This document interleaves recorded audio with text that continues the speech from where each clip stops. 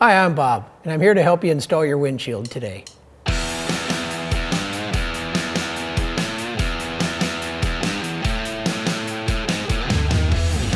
This is the A3 mount kit. It's used for the SO6 Spitfire, the SS10 Viper, the SO9 Cobra, and the HD3 Tombstone. This is the A3 hardware kit.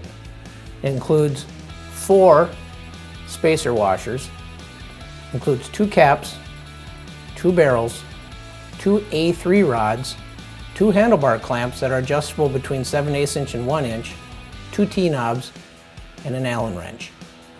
To begin with, we're going to take the cap and we're going to insert a washer over the top of it. Once that's done, we'll place the cap through the front of the shield with the washer against the plastic, and then we will slide the rod over and through the barrel, locking it into place.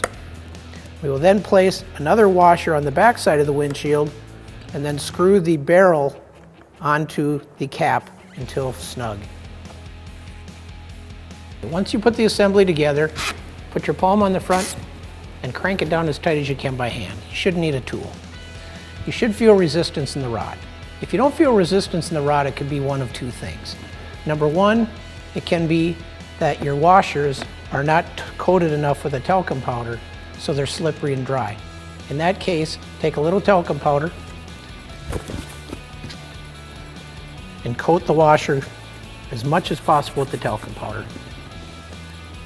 Put it on the front with the cap, like on the other side. Do the same with the other. Make sure it's good and gray. Slide the rod through the barrel, snap it in, insert the washer on the back side, and put the pieces together. That should tighten it right up. If it does not, see, it's nice and tight. If it does not for any reason, undo the system again and take a look at the end of the cap.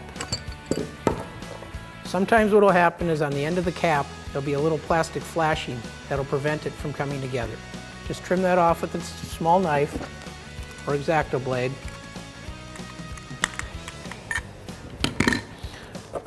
Reassemble.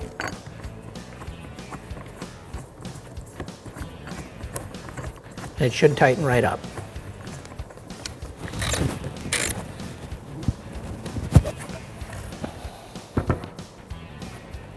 If for some reason that still doesn't work, give us a call and we've got different washer thicknesses that'll take care of the problem. But in most cases, that should take care of it. Once we see approximately where the handlebar clamps need to be placed, then we will go get the handlebar clamps, disassemble them, and then reassemble them on the bars. There's no exact placement for the clamp. We designed the clamp so it can be done at quite a few different angles. It can be twisted, barrels can be turned, can be slid up, down. It all depends on what type of handlebar and kind of motorcycle you have. So there's full adjustability on the clamp. The way it's mounted now is barrel set up behind. It can also be set up and flipped around so the barrel's on the front of the bike. Do not tighten them at this point. Wait until the shield is on and positioned correctly before all the final tightening is done. Now remember, before when we mounted the clamps, we mounted them loosely.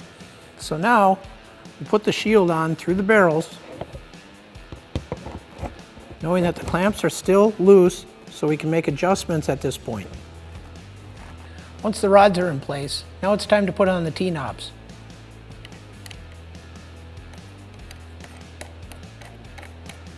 Don't tighten them yet because we still have adjustments to make.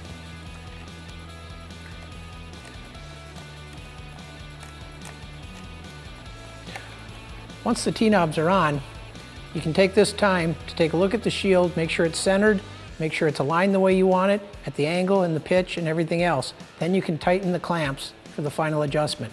Once the clamps are in place, do one final tightening on the T-knob, you're ready to ride. Be sure and check your bike after the first 100 miles or the first tank of gas, whichever comes first, to make sure that vibration hasn't caused loosening at your clamps. If they have, retighten them at that point. Otherwise, enjoy the ride. See you out on the road.